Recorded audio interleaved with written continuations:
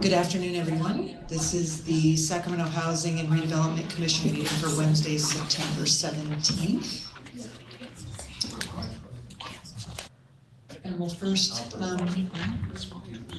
we have a roll call, please? Chair Duncan? Here. Vice Chair Ramos? Here. Commissioner Felder? Here. Commissioner Jansen is absent. Commissioner Jefferson? Here. Commissioner Nordstrom? Here. Commissioner Nunley? Here. Commissioner Ross is absent. Commissioner Starks? Yes. And Commissioner Liu is absent. Yeah. All right, we have a quorum. Great, thank you. Madam Clerk, are there any changes to today's agenda? Yes, there is one change. Agenda item 4, the Family Self-Sufficiency Program Graduate Recognition item will not be heard today. So we will this may be reused for a future meeting. Thank you. So then we will move on to the public comment section of our agenda. Will you please read the public comment script? Persons wishing to address the Commission on subjects not on the agenda but within the jurisdiction of the Commission may do so at this time. The Commission cannot discuss or take action on matters not on the agenda for this meeting. To speak in an agenda item, please fill out a speaker card and give it to the clerk. Members of the audience wishing to address a specific agendized item can put the item number on the speaker card and be held to speak during that item. Speakers are limited to 3 minutes per item. And do we have any speakers today? Yes, we do. The first one is Karen Corbs.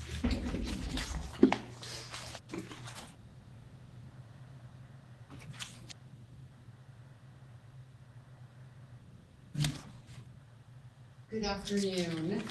First, I'd like to thank the SHRA Public Safety Ad Hoc Committee for your work on the CV Circle Public Safety Meeting and for also taking the time to meet with our smaller group of concerned neighbors. Many of us have been attending these SHRA meetings since January, and I can say we were all pleasantly surprised by your willingness to listen and to schedule these discussions. I hope you continue this important work because you are making a difference. At the CV Circle Public Safety Meeting, we learned that SHRA would allow the Public Safety Camera Network to connect with the cameras at Marina Vista and Alder Grove. My question is, has this already happened? I know you can't respond, but I hope that you're asking the same thing. We were also told there would be posted signs once the cameras were active, but I haven't seen any to date, which lead me to believe that the cameras are not fully working as of today. I realize this may be something for SHRA's attorney to clarify, but I hope those questions are being asked. Second, I'd like to revisit the issue of security patrols. Through a Public Records Act request, I learned that SHRA has a 5-year, $350,000 a year contract for security patrols for 6 p.m. to 6 a.m. daily. What remains unclear is whether this contract provides 1 or 2 patrols and whether they are armed or not. The scope of the work outlined in the contract is quite extensive, and it includes providing real-time daily activity and incident reports, using facial recognition or license plate technology to enforce after-hour rules, logging illegally parked vehicles, creating detailed reports when emergency services are called, using recording devices to document incidents on site. However, from the thousands of pages I received, the only documentation I could find were photos of locked gates and doors taken during rounds, which raises several questions. How often does the security patrols actually interact with the police department? Who is looking at these reports? On the nights of the drive-by shootings, were they involved at all? Did they help out the police with their investigation? For illegally parked cars, are they reporting to 311 as outlined? These are questions I believe the Safety and Security Ad Hoc Committee should be asking on behalf of the community. If SHRA is investing $350,000 a year for security, residents deserve to know that we are truly getting the value and protection promised. Thank you for your time and for continuing to listen to our community concerns. Thank you. Are there any other speakers? Yes, we also have Brooke Miller-Jacobs.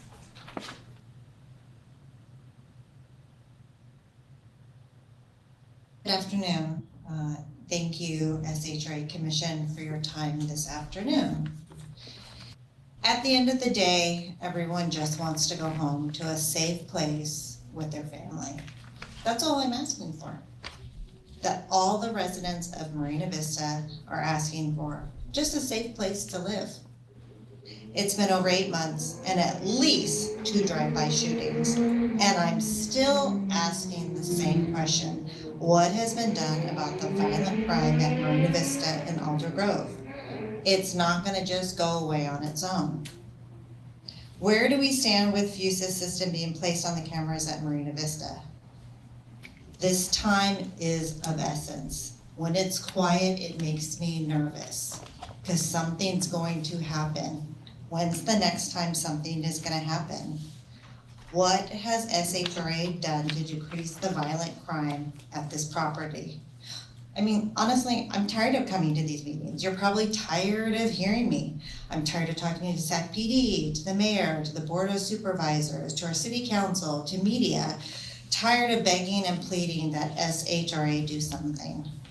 As taxpayer-funded public housing project, it should be the safest place to live because the city and our government are responsible for keeping the tenants safe. But this is the least safest place to live. As taxpayers, we demand that our neighborhoods be safe because really, at the end of the day, we just want to go home to a safe place. Thank you for your time. Thank you for your comments. Are there any other public comments? No.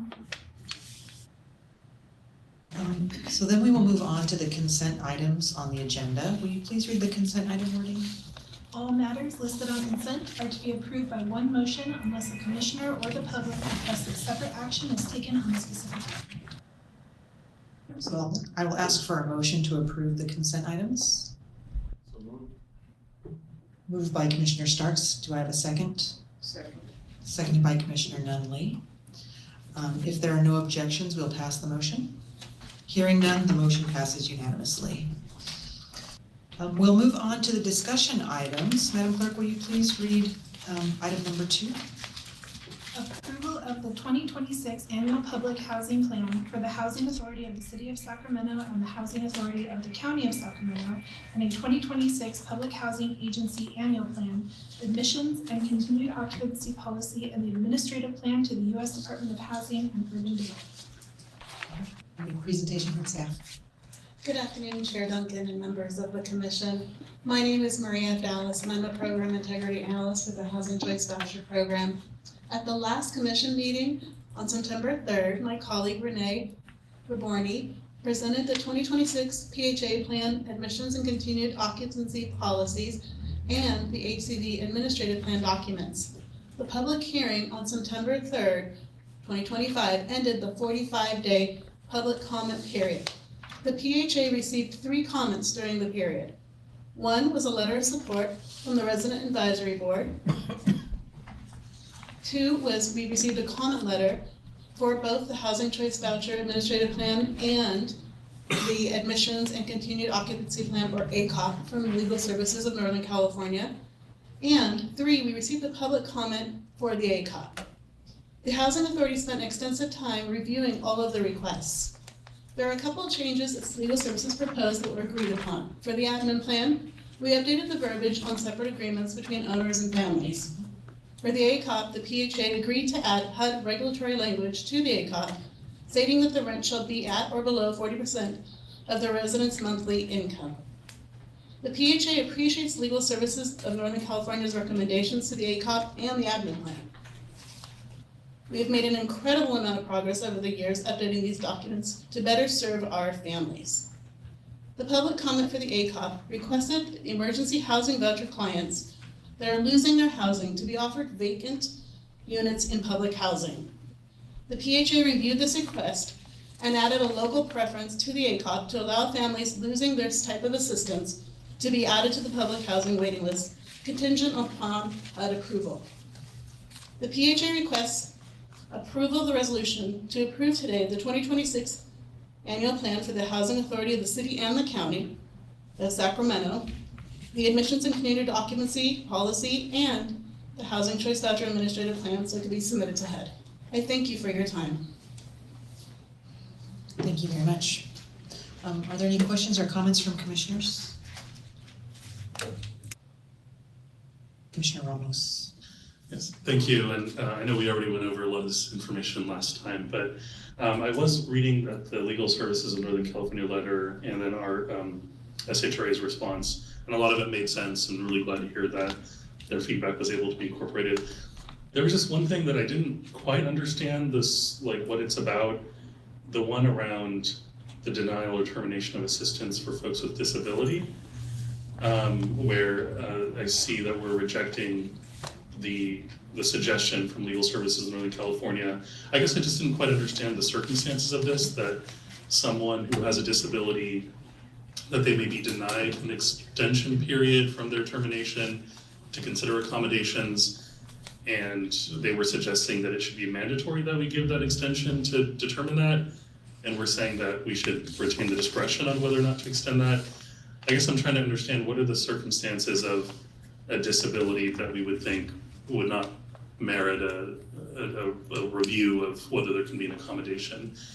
I didn't quite understand that, but I see here it says something about their disability creates like behavior that I think,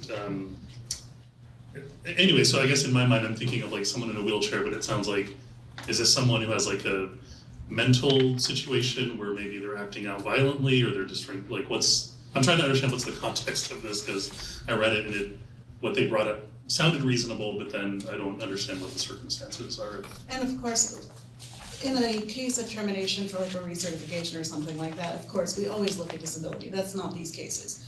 These cases are the extreme. There's acts of violence, someone had some kind of disability that played into the violence that occurred, but that doesn't grant them the right to the housing at that location, and we do move forward with termination.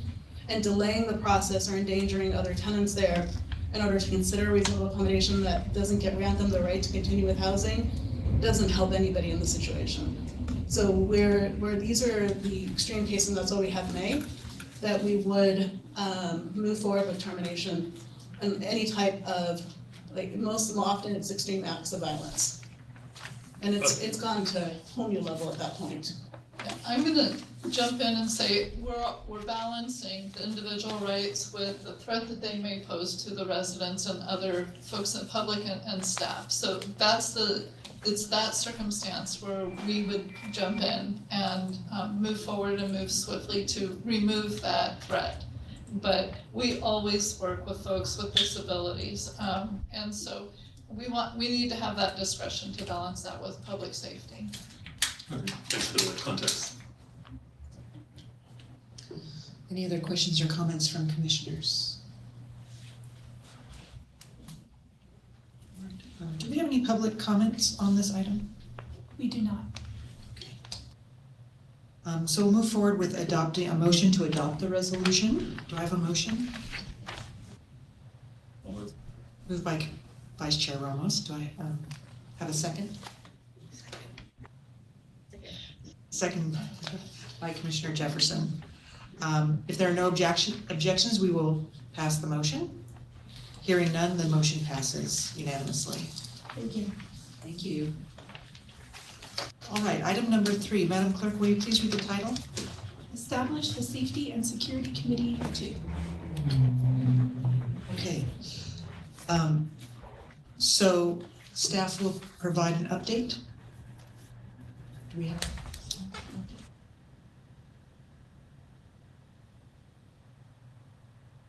Since the first Safety and Security Subcommittee sunsetted on August 16, based on conversations, comments, including public comments, it was decided that we are going to put together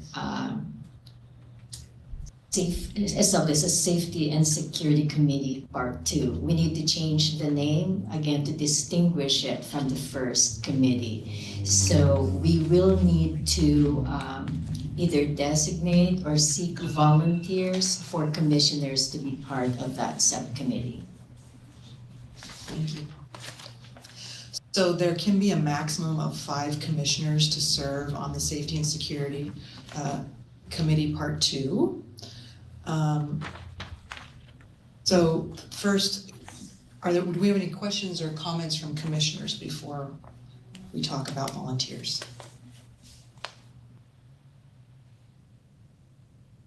Do we designate, or are we 100% clear as to part two, what we want from part two as opposed to part one? And I think that we could probably do well by at least stating that for the record. Here's what the purpose of part two would be to do X kind of thing. So I guess we can outline, and those who were on the subcommittee part one can speak to maybe topics that we were not able to cover in our first subcommittee that maybe you would like to cover in a part two subcommittee, or an extension of, yes, Commissioner Morrison. As a member of subcommittee part one, I believe that part two could serve the residents and the community better. The opportunity to have more interaction with residents and with the community members that are involved in the area would benefit from a part two. More time to interact with people and get more feedback from residents on how we can help, or so I think that would be a good thing to focus on part two, because part one, there certainly is more information that could be shared and should be shared, I think. Commissioner Ross? Yes, thank you, Commissioner, for those. That was well stated. I think it was a collaboration between the commissioners, the subcommittee, the citizens, and the staff for SHRA that even got us to the point that we are even talking about cameras and being linked with the police monitoring as well as the signage. And I think we need to continue to follow through with that to make sure that's a primary step that needs to be implemented, that needs to happen. So I think that's one of the issues. The other is to continue to hear the voices of the citizens, residents, and surrounding citizens regarding some of the safety concerns. There's many issues that are listed that still need to be followed through on and pushed forward. And so I think the establishment of the committee helped create an impetus to do so. So those are my thoughts. Thank you. Commissioner Ramos? Yes, I agree with the comments that were made. I think it makes sense to set this committee up again. And I think in the first committee, it was a lot of like informational kind of fact finding, if you will. And so I think this time we're now able to zero in on some things. And like the last meeting that we had with community members, I think gave us some good things to follow up on and zero in on. So I think so I agree with all the comments that have been made in terms of the focus. And I'm also interested to continue to serve on the committee. I will note though, I will be on vacation for like 2 weeks in a week or so, and it's only 45 days, but I do want to be on the committee because it's been good being part of it up until needing to reestablish, but support everything that's been said. Any other questions or comments from commissioners? Just one small one. Commissioner Is this committee solely for Marina Vista and Alta Grove, or is this a committee that will cover any safety and security issues as they may arise at any of our locations? I would say it could be at any property. It depends on what the subcommittee would want to focus on. But yeah, it can cover any property. It just so happened that this part one did focus more on Marina Vista Alta Grove. So just for the sake of beating this dead horse thing, it would include any this is a safety committee that would include generally any property or issue property that may arise. But even though you're dealing with an issue, it's still a safety committee that would be SHRA wide. Yes. Correct. Okay.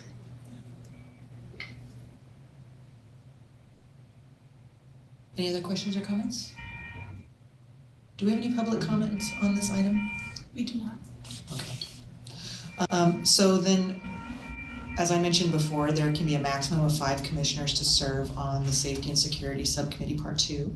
I heard Vice Chair Ramos was interested. Do we have any other volunteers for the subcommittee? Commissioner Dunks, Commissioner Felder would like to volunteer. Okay. Commissioner Felder? Any others? I would like to volunteer for part 2. Okay, Commissioner Nordstrom? As will I. Okay, Commissioner Jefferson? There's 4 right now? You want to be 5? You did a good job. We'll give some. That's what. You can be number 5. No. I don't do leadership. Well, I'm not volunteering for. Oh, you're not volunteering? You want to be number 5?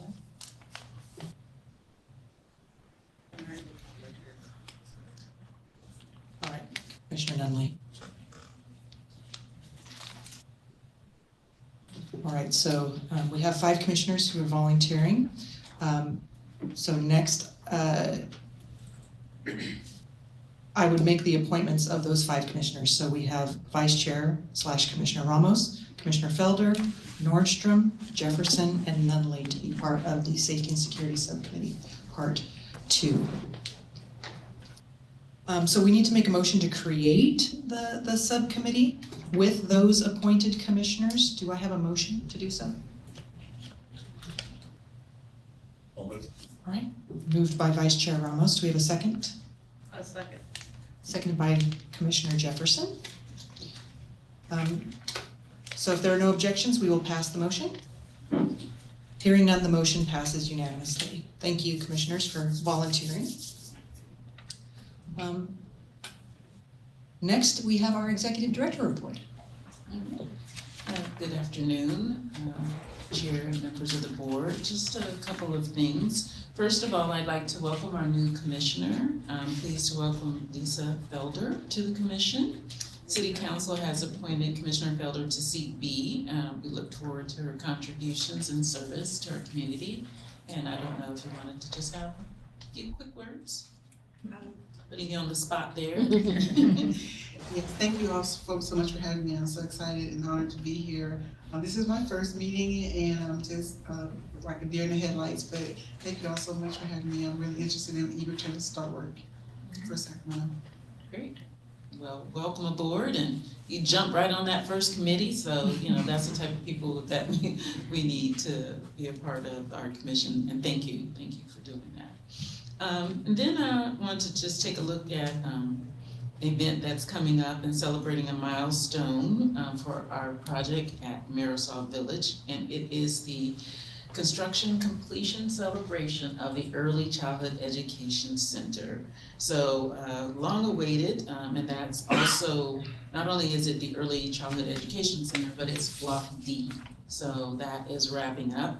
We're gonna have that celebration on Tuesday, September 24th from 9 a.m. to 11 a.m. So if you could please mark your calendars and hope to see you there. It will be at 475 Pipevine Street, and we are really looking forward to showing off the Early Childhood Education Center. And as you know, Marisol Village is a 427 unit affordable housing community that SHRA did in conjunction with our developer, Cormac Baron Salazar. So the facility, though, the Early Childhood Education Center, serves 60 children ages 1 to 4 and is absolutely gorgeous. I think you'll love seeing all the great work that's gone there. And it's a result of local funding as well as funding from the federal government that our Congresswoman Doris Matsui was instrumental in delivering to this project. So we're very, very excited to show it off and all the good work, and hopefully you can all attend. So that's next Tuesday. Wow, time's going. Next Tuesday from 9 a.m. to 11. And that's all that I have. All right, do any commissioners have reports or anything to announce? Commissioner Nunley. I know we said last meeting that we were still gonna be giving you accolades. Oh. Every meeting. No. And I saw a quote and I just said, that's Michelle. One quote. Now, I got a whole bunch of others and you will be prepared next time, okay? Because it will be longer. And this one said, boss lady. A person who is a remarkable leader with vision, compassion, and determination. Her guidance inspires, her empathy supports, and her strength empowers others. She transforms challenges into opportunities, making a lasting, positive impact. Also known as Michelle Dozier.